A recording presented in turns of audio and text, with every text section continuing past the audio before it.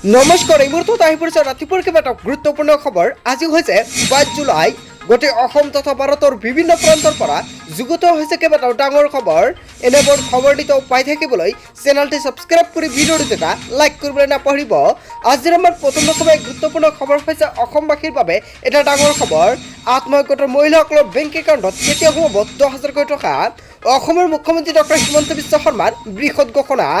লগতে নতুনকৈ আকৌ আৰম্ভ হৈ গৈছে আত্মহত্যা মহিলাসকলৰ গছপুলি ৰোপণৰ প্ৰক্ৰিয়া। আপুনি আকৌ গছপুলি ৰুব লাগিব। চৰকাৰে এটা গুৰুত্বপূৰ্ণ পন্থা হাতত লৈছে। কোন কোন মহিলা আৰু পুৰুষে নতুনকৈ গছপুলি ৰোপণ কৰিব লাগিব সম্পূৰ্ণকৈ চৰকাৰে উল্লেখ কৰিছে। কেবিনেট বৈঠকত এটা গুৰুত্বপূৰ্ণ সিদ্ধান্ত গ্ৰহণ কৰিছে। তলত চকীয়াতে সম্পূৰ্ণকৈ উল্লেখ কৰা আছে কোন কোন মহিলা বা পুৰুষে গছপুলি ৰোপণ কৰিব লাগিব। প্ৰথমতে দিয়া আছে চকীয়াতে আশা। যদি আপুনি এজন আশা কৰ্মী তেনে ক্ষেত্ৰত কিন্তু আপোনাৰ গছপুলি ৰুব লাগিব। লগতে অংগনবাড়ী কেন্দ্ৰৰ কৰ্মীসকল বা শিক্ষকসকল সকলোৱে কিন্তু গছপুলি ৰোপণ কৰিব লাগিব। তাৰপিছত চকীয়াতে এডুকেশ্যনেল ইনষ্টিটিউট, যিকোনো এডুকেশ্যনেল ইনষ্টিটিউটৰ পৰা গছপুলি ৰোপণ কৰিব লাগিব। আপুনি এজন ফাৰ্মাৰ বা কৃষক তথাপিও আপোনাৰ গছপুলি ৰোপণ কৰিব লাগিব। যদি আপোনালোকে এখন NGO আছে তেনেক্ষেত্ৰত NGOৰ সকলো সদস্যৰ গছপুলি ৰোপণ কৰিব লাগিব। লগতে আদাৰ ইণ্ডিভিজুৱেল, যদি আপুনি ভাবিছে আপুনি কোন ধৰণৰ কৰ্মচাৰী নহয় বা ইয়াতে কোনো এজন কেটেগৰীতে নপৰে তথাপিও আপোনাৰ গছপুলি ৰুব লাগিব। লগতে যদি আপোনাৰ এখন সেলফ হেল্প গ্ৰুপ আছে তথাপিও আপোনাৰ গছপুলি ৰুব লাগিব। লগতে চাওক ইয়াতে স্মল টি গ্ৰোৱাৰ তথাপিও আপোনাৰ গছপুলি ৰুব লাগিব। লগতে টি গাৰ্ডেন, ভিলেজ ডেফেন্স পাৰ্টি সকলোৱে কিন্তু গছপুলি ৰুব লাগিব। চ' বন্ধু বান্ধৱীসকল, আপুনি যদি ভাবিছে এখন চৰকাৰী হয় নহয় আপোনাৰ হয়, আপুনি গছপুলিটো ৰোপণ কৰক। কিয়নো আপোনালোকে সকলোৱে জানে বৰ্তমান কিন্তু গৰম ইমান বৃদ্ধি পাইছে, ঘৰত থাকিব নোৱাৰা হৈছোঁ। যদি আপুনি গছপুলি এটা ৰোপণ কৰে তেনেক্ষেত্ৰত নিশ্চয় গছটো ডাঙৰ দীঘল হয়, নিশ্চয় ছাঁ দিব আৰু ছাঁৰ বাবে কিন্তু আপোনাৰ গৰমটো অলপমান হ্ৰাস পাব।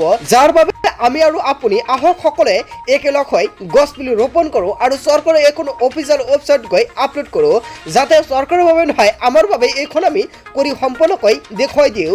চ' বন্ধু বান্ধৱীসকল, এতিয়া বলক আপুনি কেনেকুৱাকৈ ৰেজিষ্ট্ৰেশ্যন কৰিব। প্ৰথমতে ইয়াৰ পৰা যিকোনো এটা আপুনি চিলেক্ট কৰিব। প্ৰথমতে আপুনি কোনটো, যদি আপুনি এজন সাধাৰণ মানুহ বা জনতা তেনেক্ষেত্ৰত আপুনি ইয়াতে আদাৰ এটা অপশ্যন দেখা পাইছে। ইয়াতে আদাৰ ইণ্ডিভিজুৱেল জাষ্ট আপুনি ইয়াতে ক্লিক কৰিব। যদি আপুনি এজন কৃষক বা ফাৰ্মাৰ তেনেক্ষেত্ৰত আপুনি ইয়াতে ক্লিক কৰিব। আপুনি যিটোৰ কেটেগৰীত হয় সেইটো আপুনি চিলেক্ট কৰি লৈ ল'ব। চিলেক্ট কৰি লৈ লোৱাৰ পিছত অলপ সময় ৱেইট কৰিব। ৱেইট কৰাৰ পিছত দেখাব আপোনাৰ ওচৰত সম্পূৰ্ণকৈ পেজটো খোল খাই যাব। এতিয়া আপুনি তলত স্ক্ৰল ডাউন কৰিব। তলত চাওক এটা সম্পৰ্কে উল্লেখ কৰা আছে প্লিজ চিলেক্ট এন অপশ্যন। ইয়াৰ পৰা যিকোনো এটা অপশ্যন আপোনাৰ চিলেক্ট কৰিব লাগিব। যদি আপুনি ফাৰ্মাৰ যিটো চিলেক্ট কৰিছে তেনেক্ষেত্ৰত আপুনি ফাৰ্মাৰটো চিলেক্ট কৰি দি দিব। দি দিয়াৰ পিছত দেখা পাব ইয়াতে ফাৰ্মাৰ নেম, ইয়াতে কিন্তু আপোনাৰ নেমটো বহাই দিব লাগিব। জাষ্ট ইয়াৰ পৰা আপোনাৰ নেমটো আপুনি বহাই দি দিব। হয় বন্ধু বান্ধৱীসকল, যেনেকুৱাকৈ দেখাই দি আছোঁ আপোনালোকক ফুল প্ৰচেছত দেখুৱাই দিম। আপুনি নেমটো সম্পূৰ্ণকৈ বহাই দিব। বহাই দি দিয়াৰ পিছত চাওক ইয়াতে ফাৰ্মাৰ অফ ফাৰ্মাৰ হয়, নাম্বাৰ অফ ফাৰ্মাৰ ইয়াৰ পৰা একো কৰিব নালাগে। তলত ইয়াতে দেখা পাইছে মোবাইল নাম্বাৰ, ইয়াৰ পৰা মোবাইল নাম্বাৰটো বহাই দি দিব। বহাই দি দিয়াৰ পিছত দেখা পাব ইয়াতে লোকেশ্যন। ইয়াৰ পৰা আপুনি চাওক দুটা অপশ্যন দেখা পাইছে, এটা হ'ল ৰুৰেল আৰু আনটো হ'ল আৰ্বান। যদি আপুনি গাঁৱত বাস কৰে তেনেক্ষেত্ৰত আপুনি প্ৰথমটো চিলেক্ট কৰিব আৰু যদি আপুনি টাউনত বাস কৰে তেনেক্ষেত্ৰত আৰ্বানটো চিলেক্ট কৰিব। যেতিয়া আপুনি চিলেক্ট কৰিব, চিলেক্ট কৰাৰ পিছত দেখা পাব ইয়াতে ডিষ্ট্ৰিক্ট। ইয়াৰ পৰা আপোনাৰ যিখন ডিষ্ট্ৰিক্টৰ নেমটো ইয়াৰ পৰা আপুনি চিলেক্ট কৰি লৈ ল'ব লাগিব। লৈ লোৱাৰ পিছত দেখা পাব ইয়াতে ব্লক, ইয়াতে ক্লিক কৰিব।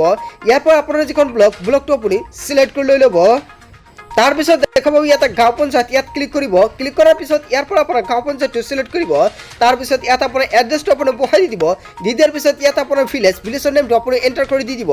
দি দিয়াৰ পিছত তলত দেখা পাব ইয়াতে পিনক'ড, তাৰপিছত পোষ্ট অফিচ, তাৰপিছত দেখা পাব ইয়াতে পুলিচ ষ্টেচন, তাৰপিছত তলত স্ক্ৰল কৰি দেখা পাব ইয়াতে লেণ্ড ইন। হয় আপুনি ঠিকে আছে, আপোনালোকৰ লেণ্ডৰ এৰিয়া এইখিনি দিব লাগিব। তাৰপিছত নাম্বাৰ অফ আপোনালোকৰ এইখিনি দিলেও হ'ব, নিদিলেও হ'ব। যদি আপুনি দিব বিচাৰিছে তেনেক্ষেত্ৰত দিব পাৰে। তাৰপিছত তলত দেখা পাব ইয়াতে ফটো আইডেণ্টি কাৰ্ড, ইয়াতে ক্লিক কৰিব।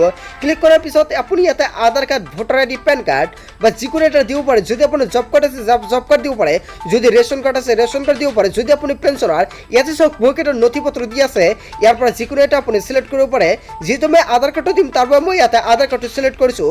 চিলেক্ট কৰাৰ পিছত ইয়াতে চিলেক্ট, ইয়াৰ পৰা আপোনালোকৰ চিলেক্ট কৰিব লাগিব। চাওক ইয়াতে please select photo ID card যিকোনো এটা আইডি কাৰ্ড ইয়াৰ পৰা আপুনি সিলেক্ট কৰিব যেটো আপুনি ইয়াতে সিলেক্ট কৰিছে হেখন আপলোড কৰিব লাগিব আপলোড কৰি লৈ লোৱাৰ পিছত দেখা পাব ইয়াতে জেনাৰেল ওটিপি যেটা আপুনি ক্লিক কৰিব ক্লিক কৰাৰ লগে লগে আপোনাৰ ফোনত এখন ওটিপি হৈ যাব আৰু ওটিপিটো আপুনি ইয়াতে বহাই দিব বহাই দিয়াৰ পিছত দেখা পাব ইয়াতে এখন ক্যাপচাটো আপুনি ইয়াতে বহাই দিব বহাই দিয়াৰ পিছত আপুনি সাবমিট বাটনত ক্লিক কৰি দি দিব সম্পূৰ্ণকৈ বহাই দিয়াৰ পিছত দেখা পাব ইয়াতে সাবমিট বুলি এটা অপচন দেখা পাইছে আপুনি সাবমিট বাটনত ক্লিক কৰিব ক্লিক কৰাৰ লগে লগে অলপ সময় ওয়েট কৰিব ওয়েট কৰাৰ পিছত দেখা পাব সম্পূৰ্ণকৈ আপোনাৰ ওচৰত আন এটা পেজ খোল খাই যাব সো বন্ধু-বান্ধৱীসকল আপোনালোকে নিশ্চয় গম পাই গ'লে আপুনি কেনেকৈ নতুনকৈ ৰেজিষ্ট্ৰেশ্যন কৰিব লগতে যিসকল ব্যক্তিয়ে যোৱা বছৰত ৰেজিষ্ট্ৰেশ্যন কৰিছিল সেইসকল ব্যক্তিয়ে কেনেকৈ কৰিব সেয়া আপোনালোকক সম্পৰ্কে এতিয়া জনাই দিম প্ৰথমে চাওক দেখা পাইছে ইয়াত থ্ৰী লাইনত ক্লিক কৰিব ক্লিক কৰাৰ পিছত তলত দেখা পাব ইয়াতে এটা অপচন দেখা পাইছে ৰিনিউ ৰেজিষ্ট্ৰেশ্যন জাষ্ট আপুনি ইয়াতে ক্লিক কৰিব ক্লিক কৰাৰ লগে লগে অলপ সময় ওয়েট কৰিব ওয়েট কৰাৰ পিছত দেখা পাব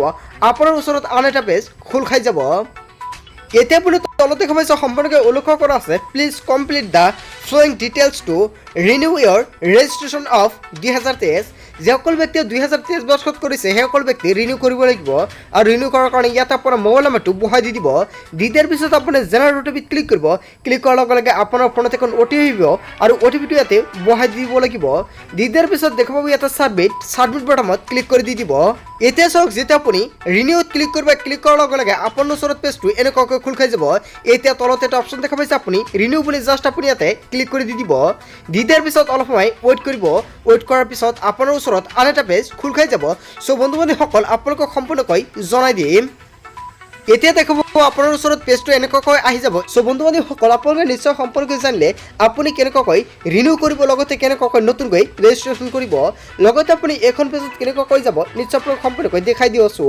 আপুনি প্ৰথমতে আপোনাৰ মোবাইল ফোনৰ পৰা যিকোনো এটা ব্ৰাউজাৰ ওপেন কৰিব ওপেন কৰি আপুনি সাৰ্চ কৰি দিব আপোনালোকক সম্পূৰ্ণকৈ ষ্টেপ বাই ষ্টেপ দেখাই দিছো আপুনি চাই থাকিব আপোনাৰ মোবাইল ফোনৰ পৰা যিকোনো এটা ব্ৰাউজাৰ ওপেন কৰিব ওপেন কৰি আপুনি সাৰ্চ কৰি দিব অমৃত বৃক্ষ আন্দোলন জাষ্ট এইখিনি লিখি আপুনি সাৰ্চ কৰি দিব যেতিয়া আপুনি সাৰ্চ কৰিব সাৰ্চ কৰাৰ লগে লগে তলত চাওক এনেকৈ এটা লিংক আহি যাব চাওক abia.assam.gov.in জাষ্ট আপুনি এইখন লিংকতে ক্লিক কৰিব যেতিয়া আপুনি লিংকত ক্লিক কৰিব ক্লিক কৰাৰ লগে লগে অলপ সময় ওয়েট কৰিব ওয়েট কৰাৰ পিছত দেখা পাব আপোনাৰ ওচৰত অফিচিয়েল পৰ্টেলখন এনেকৈ খোল খাই যাব সো বন্ধু-বান্ধৱীসকল এতিয়া আপুনি কেনেকৈ নতুনকৈ ৰেজিষ্ট্ৰেশ্যন কৰিব লগতে কেনেকৈ ৰিনিউ কৰিব সম্পূৰ্ণ প্ৰচেছটো আপোনালোকক দেখাই দিছোঁ কিন্তু আপুনি কেনেকৈ পেজখনত যাব সেয়া কিন্তু সম্পূৰ্ণকৈ দেখুওৱা নাছিলোঁ এতিয়া চাওক দেখা পাইছে আপোনাৰ ওচৰত পেজটো এনেকৈ আহি যাব এতিয়া চাওক ওপৰত দেখা পাইছে ৰাইট চাইডত থ্ৰী লাইন আপুনি ইয়াতে ক্লিক কৰিব ক্লিক কৰাৰ পিছত তলত আহি দেখা পাব ইয়াতে দুটা অপচন ইয়াতে চাওক ৰিনিউ ৰেজিষ্ট্ৰেশ্যন আৰু আনখন আছে নিউ ৰেজিষ্ট্ৰেশ্যন